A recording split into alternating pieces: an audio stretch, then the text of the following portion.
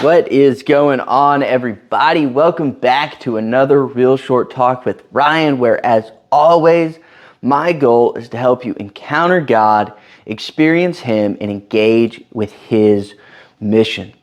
So as we talk about spiritual disciplines, we've been talking about the discipline of service, how we are called to serve the Lord and to serve one another with the gifts that God has given to us, whether that's spiritual gifts or physical gifts, whatever it might be, we've been called to use them in service to the Lord and to each other. And inside of that, we've been talking about what motivates our obedience, what should be motivating us to serve the Lord and to serve one another. Last week, we talked about our service is motivated by obedience.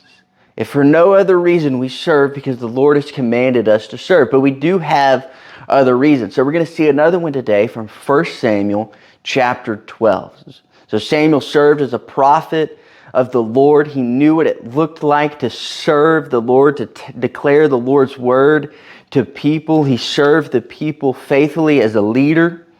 And this is what he says at the end of his time of service, at the end of his life. He's given a final address to the people of Israel. And he says in 1 Samuel chapter 12, verse 24, he says, "Only fear the Lord and serve Him faithfully with all of your heart." So he's telling them, serve the Lord. But here's what he says, "For consider what great things He has done for you." So we see that our service should be motivated by gratitude. At the end of his life, Samuel calls upon the people. He served the Lord by looking at everything that He has done for you. Look at all the ways that He has provided for you. Look at all the ways He has protected you. And say, hey, how can I not serve Him? And I think we need to see the same thing. Our service is rooted in gratitude. We look at all of the things that He has done for us, all the ways He has provided for us, all the ways that He has protected us. That doesn't mean life has always been easy, but as we see His guiding hand with us, as we feel His presence, as we walk through everything, we say, how can I not serve this God that has been there for me through it all?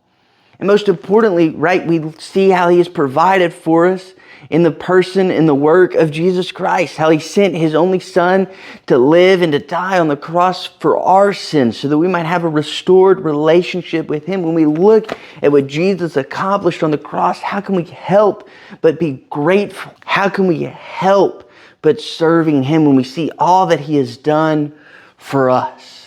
Well, that's all we've got for today. Thank you so much for tuning in. As always, I encourage you, find a way to serve this week. Think on all that God has done for you and find a way to serve. We'll see you back next week. Until then, glorify His name.